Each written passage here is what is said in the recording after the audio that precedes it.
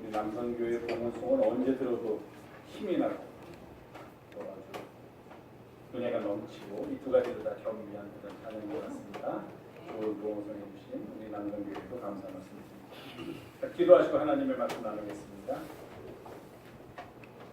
거룩하시고 고마우신 주님, 오늘도 주님 앞에 나와 마음 모두 예배하면서 이 시간 또 주님의 말씀을 듣는 길로 들어섭니다. 부둔한 우리의 마음과 영혼을 열어주시옵고 비록 이 땅 살아가지만 늘 하늘을 우러러며 살아가는 하나님의 백성들 되게 도와주시옵소서. 말씀을 전하는 부족한 자도 말씀을 듣는 우리 모두가 겸손하게 주님의 말씀 앞에 무릎 꿇게 하시고 오로지 주님의 말씀의 깊이만, 그 너비만, 그 높이만 발견하는 은혜의 시간이 되게 도와주시옵소서.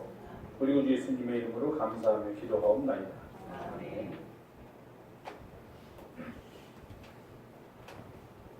제가 지난주에도 잠깐 말씀드릴 것 같은데 5월은 가정의 달, 무슨 날이 참 많아요. 요새는 우리가 알지 못하는 날도 달력을 보면 이렇게 참 많습니다. 날, 형제의 날도 있고 비서의 날도 있어요. 비서의 날, 세크리티 데이, 비서의 날도 있고 또 얼마 전에 지나간 지구의 날도 있었고 무슨 날 참 많습니다. 그 중에 하나가 지난 월요일 날 스승의 날이 있었습니다. 옛날 같으면 스승의 날 그러면 행사를 아주 크게 하고 그랬었는데 요즘은 김영란법 때문에 스승의 날이 굉장히 불편한 날이 돼가고 있는 것 같은 느낌이에요. 잘못된다는 건 아니고 그렇게 해서 우리나라의 구석구석에서부터 흔히 요즘 얘기하고 있는 적폐가 청산되고 바른 길로 가게 되면 참 좋을 것 같다 하는 생각이지만 아직 그런 게 몸에 와서 닿지 않는 그런 시기가 좀 이른 때이기 때문인지는 몰라도 스승의 날 선생님에게 꽃을 달아드려도 됩니까? 안 됩니까? 라고 묻는 물음부터 시작을 해서 스승의 날 선생님께 선물을 좀 해드리고 싶은데 괜찮습니까? 작년에 담임 선생님이었던 분에게 하는 것은 괜찮습니까? 뭐 이런 질문들이 여기저기서 나오면서 지난 월요일날 저희가 스승의 날을 보냈던 것 같아요. 가슴에 달아주는 꽃은 학급을 대표해서 학급의 반장이 하나를 준비해서 달아주면 되지만 개인이 달아주면 안 된다. 이렇게 또 법에 대한 해석이 나왔고요. 요즘 좀 어려운 것 같아요. 이렇게 학부모들이 음식을 준비해서 학교에서 무슨 행사를 하면 선생님들은 드시면 안 된대요. 김영란법이 그렇게 적용된대요. 왜 먹으면 안 됩니까? 그랬더니 그 선생님들이 먹으면 이 음식을 누가 했지?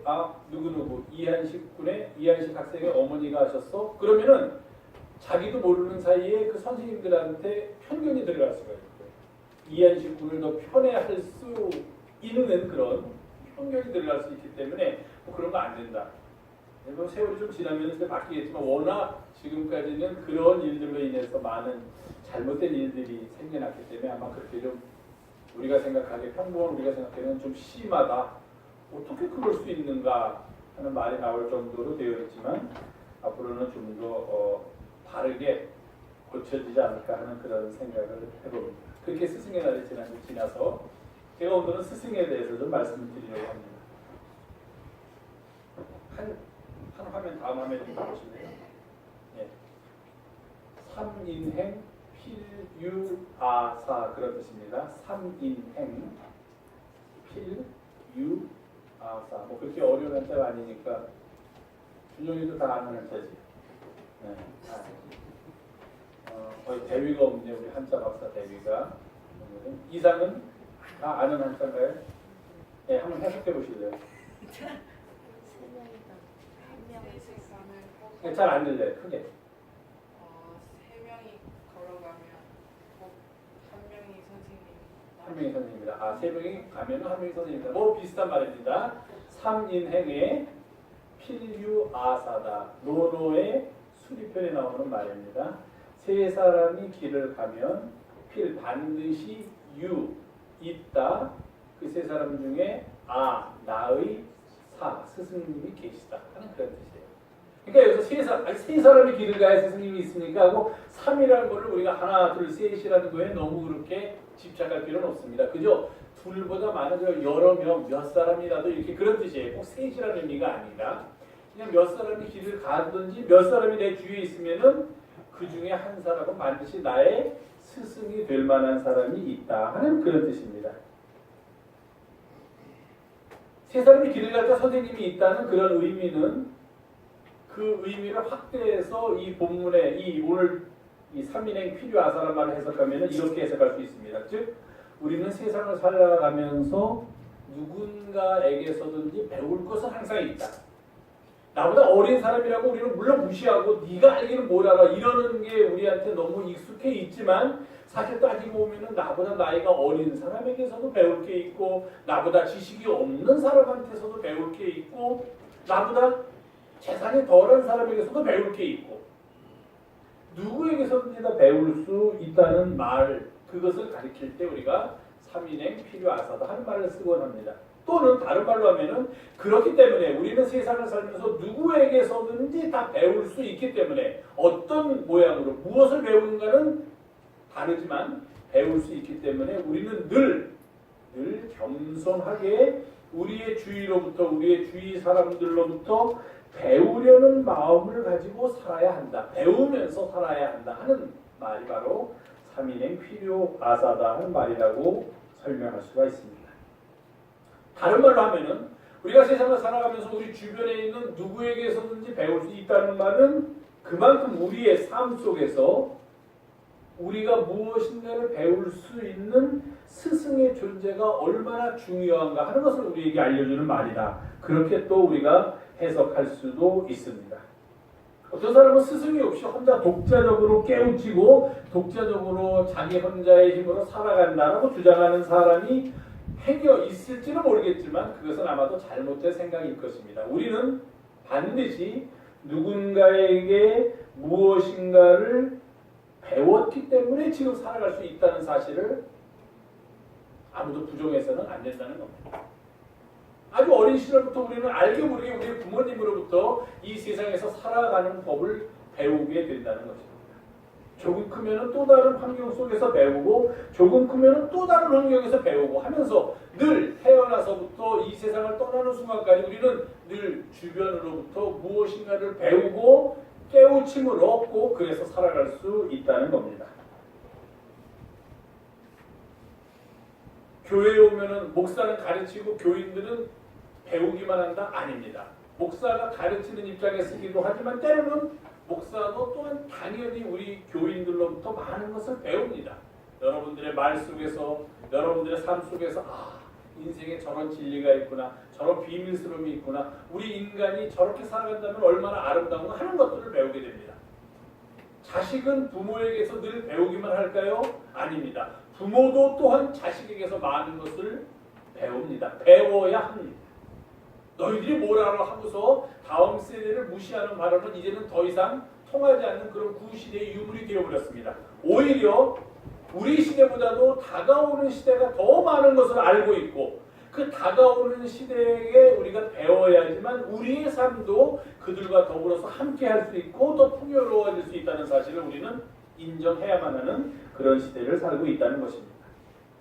끊임없이 내가 의식하건 의식하지 않건 배우고 또 주변에 있는 사람들, 주변에 있는 환경에 의해서 영향을 받으면서 우리는 살아가게 되어 있습니다. 그래서 어떤 때는 그게 별로 중요하지 않습니다. 누구에게서 무엇을 배우는가 그저 중요하지 않습니다. 길을 걷다가 나무를 보고서도 깨우침을 얻을 수 있고 또 길을 걷다가 어떤 다른 사람들이 나와서 상관없는 어떤 일을 하는 것을 보고서도 거기서도 깨우침을 얻을 수 있고 하다못해 들에 피어있는 이름 없는 한 들꽃을 보고서도 거기서도 깨우침을 얻을 수 있고 우리는 어디서든지 누구 또는 무엇을 통해서든지 깨우침을 얻으면서 살아갈 수 있는 존재입니다. 그래서 때로는 누구에게서 배우는가 하는 것을 우리가 별로 그렇게 관심 깊게 생각하지 않을 수도 있습니다.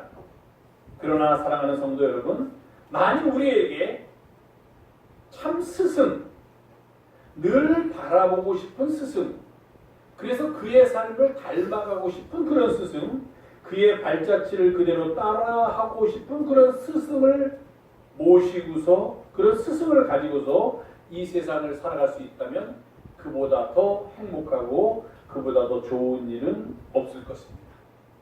그래서 우리는 때로는 그런 스승을 모시려고 합니다. 그 스승의 대부분은 우리가 많은 시간을 보냈던 학교에서 만났던 몇 학년 때의 어떤 선생님이 어떤 이유로든지 나의 평생의 스승으로 나는 그분을 생각하며 살아갈 수도 있습니다. 동네에서 늘 만나는 것 같지만 그 사람의 말 한마디가 가끔 들어보면 참 대단한 말을 해. 어쩜 저렇게 지혜 있는 말을 할까 하는 그런 생각 속에서 우리는 또 우리의 주변에서 우리의 지인들을 통해서 우리의 이웃들을 통해서 우리는 스승을 만날 수도 있습니다. 또는 사랑하는 가족들을 어떤 때는 나보다도 더 훨씬 우리의 자녀들이 지혜를 갖고 있구나 하면서 그들을 스승처럼 생각할 때도 있습니다. 이렇게 다양한 스승이 우리 주변에 존재할 수 있다는 것입니다. 교회에 오면 교회의 목사가 여러분의 스승이 될 수도 있습니다. 또 여러분들이 만난 권사님이, 장로님이 또는 집사님이 우리의 삶의 스승이 되고 또 그의 삶을 보면서 많은 것을 배우고 영향을 받으면서 우리가 살아가게도 됩니다. 그런데 사람마다 생각이 다르기 때문에 A라는 사람을 어떤 사람들은 참 나의 좋은 스승이다라고 생각할 수 있고 또 다른 사람은 A가 무슨 스승이 될 수 있나 나는 그렇게 생각 안 해. 이렇게 서로 간에 다양한 의견을 가질 수도 있는데 그럼에도 불구하고 우리의 이런 다양한 환경과 다양한 취향과 다양한 성향에도 불구하고 우리는 어떤 한 사람을 우리의 참 스승이다라고 손꼽는데 주저하지 않습니다.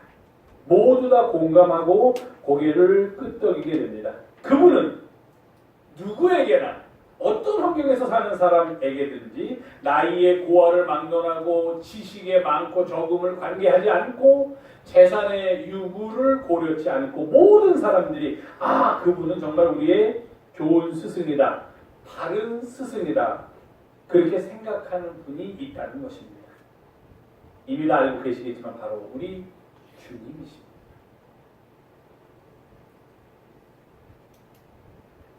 우리 주님이야말로 참 스승이다라고 말하는데 이의를 제기하는 사람이 그렇게 많지 않을 거라고 생각합니다.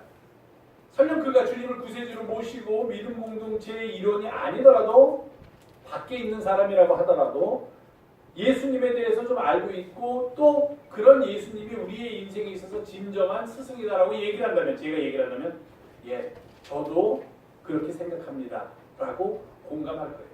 물론 그분을 그렇기 때문에 그분을 우리의 구세주를 모시고 삽시다 하면은 거기까지는 제가 아직 조금 마음이 준비가 안 돼 있습니다라고 한발 뺄지는 모르지만 적어도 주님이 예수님께서 우리의 삶의 진정한 스승이고 참 스승이고 바른 스승입니다라고 이야기하는 데서 이의를 제기할 사람은 우리 주변에서 찾아보기가 쉽지 않을 거라 그렇게 생각을 합니다.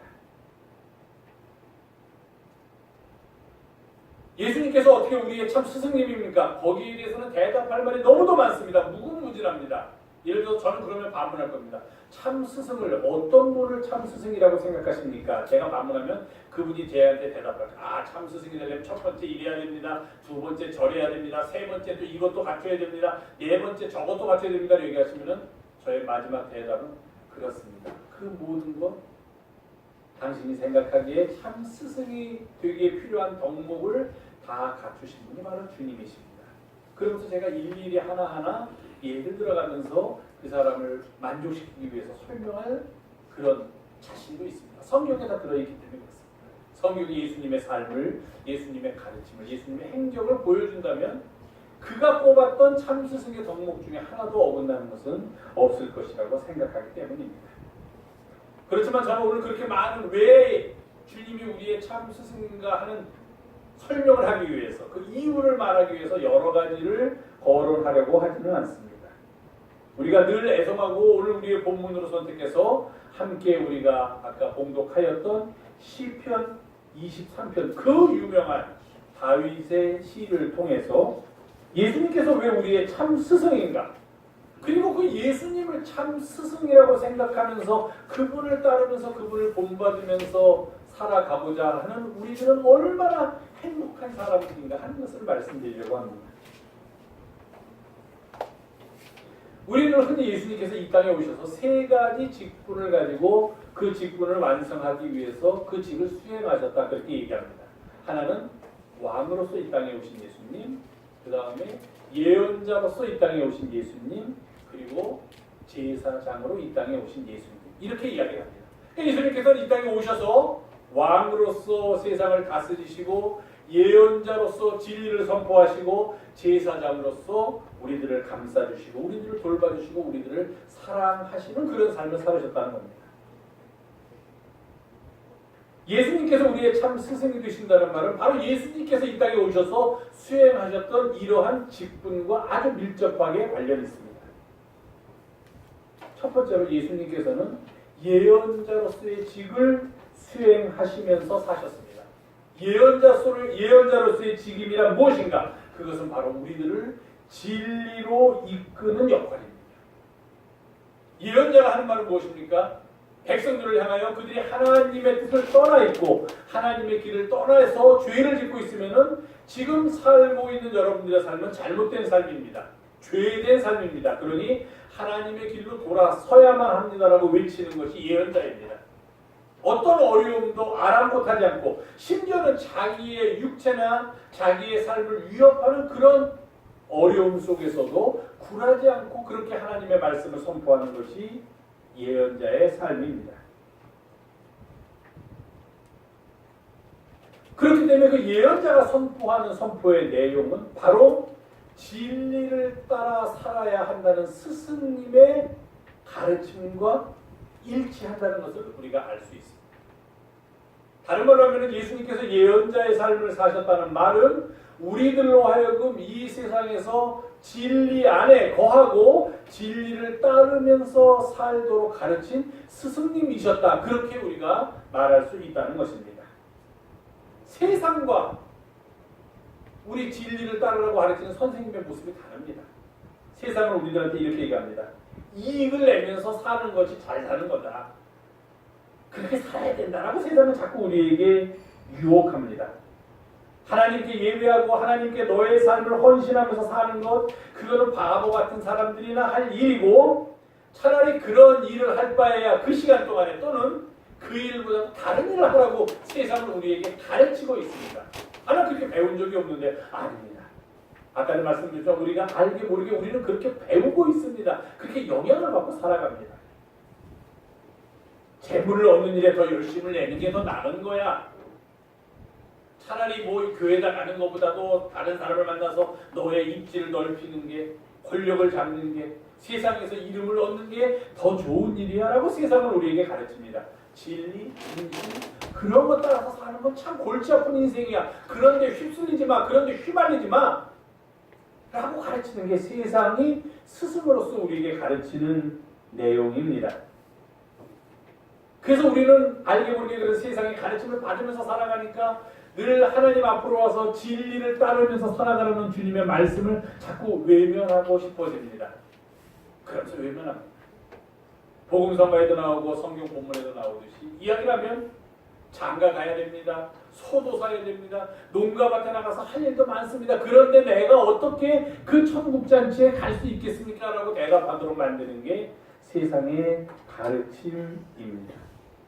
내가 거기 가서 내 재산을 누릴 수 있다면 기꺼이 가겠는데 차라리 거기 가는 일보다는 다른 데 가서 일해서 돈을 버는 게 낫습니다. 라고 생각하도록 만드는 게 세상의 가르침입니다. 이것저것 많은 핑계를 냅니다. 다른 일은 열심히 하는데 생활을 위해서는 열심히 하는데 하나님을 예배하는 일에 있어서는 왜 이렇게 우리가 핑계를 많이 대야 되는지 알 수가 없습니다. 세상을 스승으로 모시고 살 때는 그렇게 됩니다. 진리 안에 거하라고 주님은 말씀하십니다. 진리가 우리의 스승이 되시고 성령께서 오시면 우리를 진리 가운데로 인도하실 것이고 오늘 우리의 본문의 말씀대로 진리가 너희를 자유롭게 하리라 그렇게 예수님께서는 말씀하시고 그 길에 들어서도록 스승님으로서 가르침을 주고 계신데 우리는 자꾸 그 가르침보다는 더 달콤한 가르침 쪽으로 우리의 귀를 향하고 우리의 마음을 향하고 우리의 삶을 향하고 있다는 말입니다.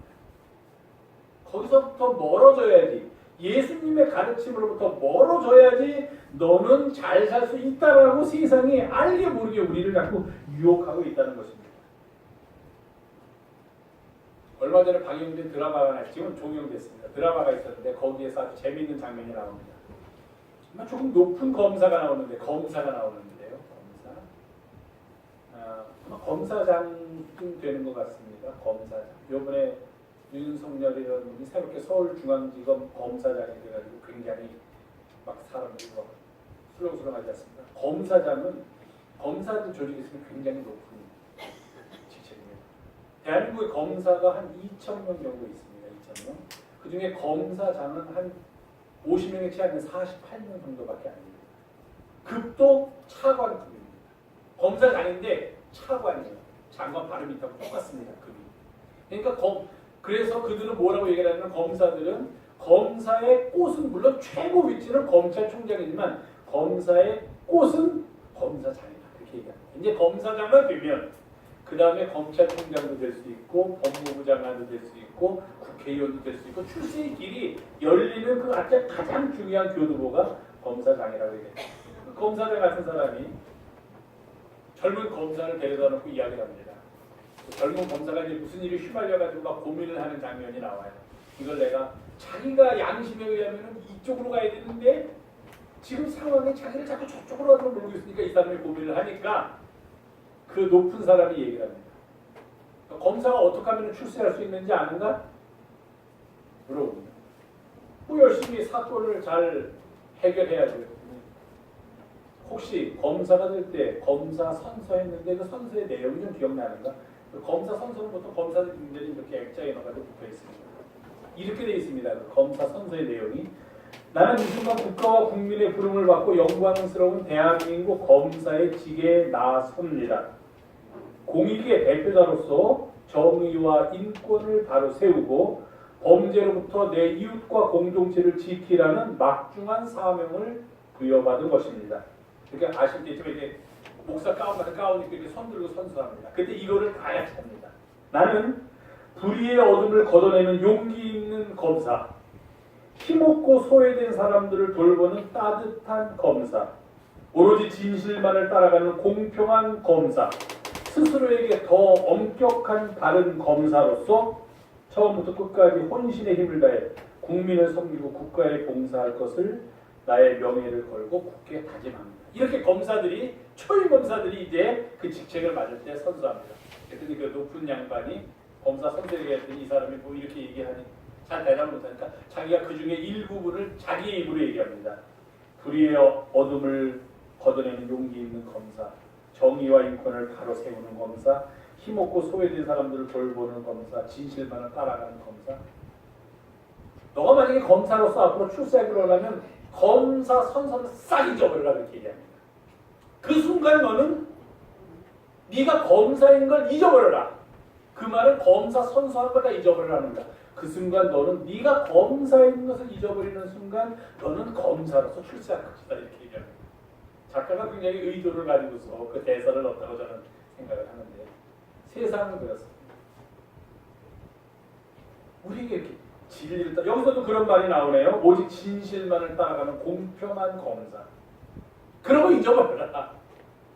힘없고 소외된 사람을 위하여 그들을 돌보는 따뜻한 검사. 그런 건 다 버려라. 그래야지만 내가 검사로서 검사 선서를 잊어버려야지만 너는 검사로서 출세할 수 있다. 세상에 우리 이렇게 얘기한다는 것입니다.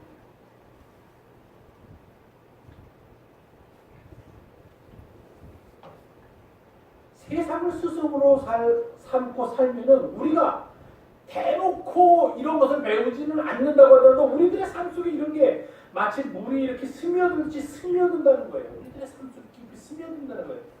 참다운 스승이 있어가지고 그 스승님한테 꾸지람도 듣고 종아리도 맞으면 거기서 벗어날 수 있는데 그렇지 않고 세상을 살아가게 된다는 것입니다. 그러나 주님은 우리에게 이 검사 선배님처럼 가르치지 않습니다. 오히려 주님은 우리들로 하여금 죄의 종이 되지 않기 위하여 유혹에 빠져서 하늘길에서 벗어나는 삶을 살지 않도록 하기 위하여 너희가 내 말에 거하면 주님의 말을 가장 귀한 것으로 삼고 그 말을 따르며 살면 너희는 내 제자가 되고 진리를 알지니 그 진리가 너희를 죄로부터 모든 유혹으로부터 너희의 탐욕으로부터 세상으로부터 너희들을 자유롭게 해줄 것이다. 그렇게 우리에게 가르쳐주고 계십니다. 그런데 불행스러운 것은 이 시대가 진리가 너희를 자유롭게 하리라 하는 그런 말씀에 관심이 없는 시대가 되어버렸다는 것입니다. 저 다들 그런 말도 있구나 하고 정신 바싹 차리고 그럼 이제부터 그렇게 살아야지 하는 게 아니라 뭔 말이요 그게? 그게 무슨 강아지 풀 뜯어먹는 소리요? 무슨 뭐 진리를 따라 살면 뭐 자유롭게 되고 웬 진리? 무슨 진리? 이러면서 살아가는 세상이 되었다는 것입니다.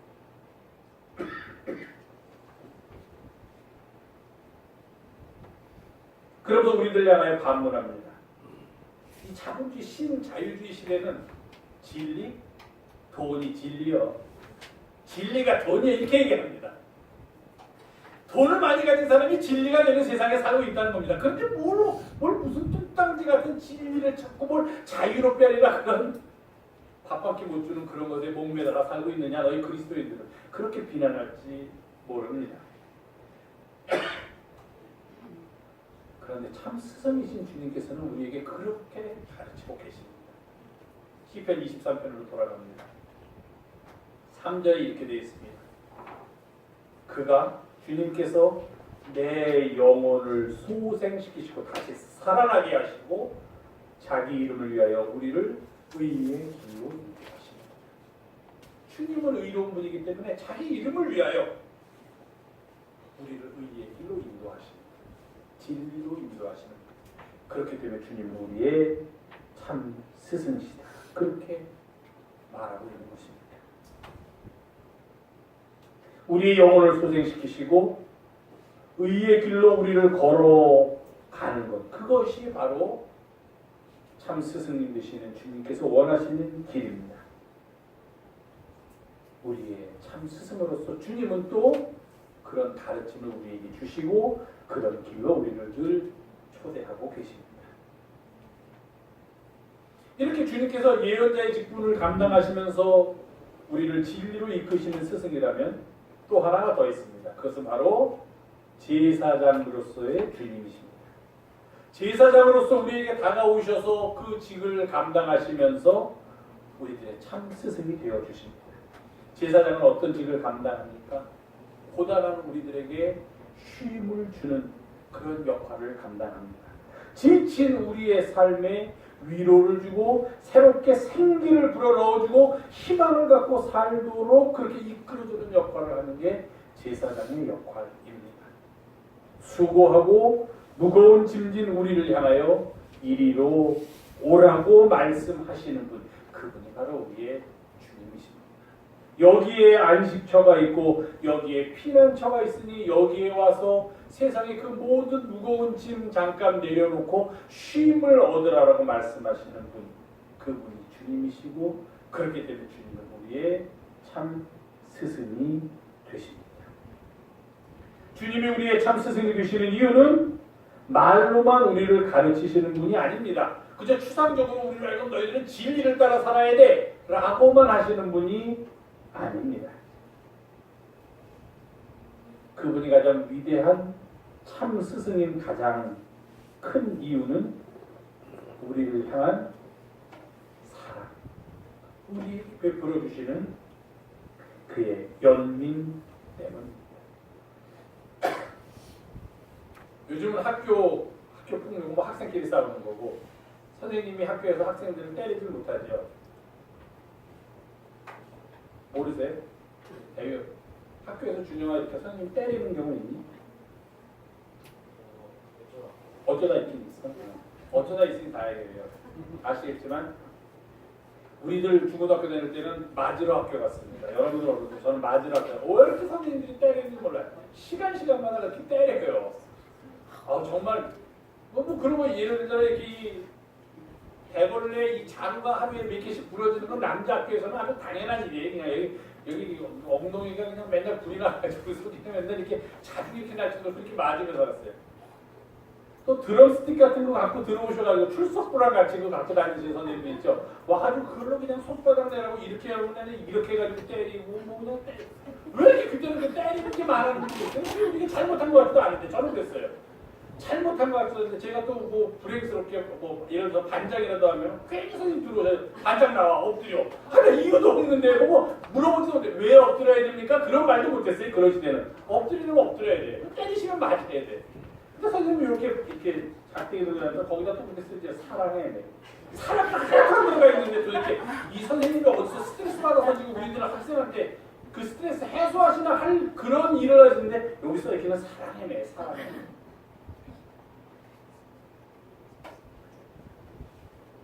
참 스승은 제자들을 사랑해요. 더 중요한 거는 스승님이 아무리 내가 너희들을 사랑한다라고 말을 해도 정말로 우리 선생님이 나를 사랑하는지 안 하는지는 제자들이 더 잘 알아요. 아무리 사랑해 이게 내가 너를 사랑으로 바르게 이끌려고 하는 거야. 아니에요. 왜 때린지 모르겠지만 나는 하시는 거지. 사람 없어 거기에는. 사람 안 들어가 있고 감정만 들어가 있고 자기의 불을 못 참는 것만 들어가 있지 사람은 없어요. 주님이 우리의 위대한 스승인 이유는 우리를 진리로 이끌어 주시는 것보다 더 중요한 게 거기에 있으니 그것은 바로 우리를 너무도 사랑하시는 거예요. 우리의 선생님이 우리를 너무도 사랑하시는 거예요. 참 스승은 제자들을 그래서 때로는 꾸짖기도 하지만 때로는 회초리를 들기도 하지만 그 속에 사랑이 있다는 거 우리가 너무도 잘 알고 있습니다.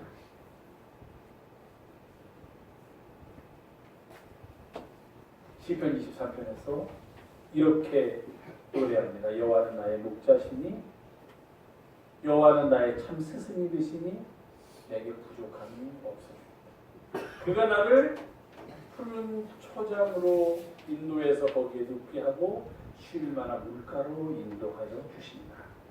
그래서 주님은 우리의 참 스승이십니다.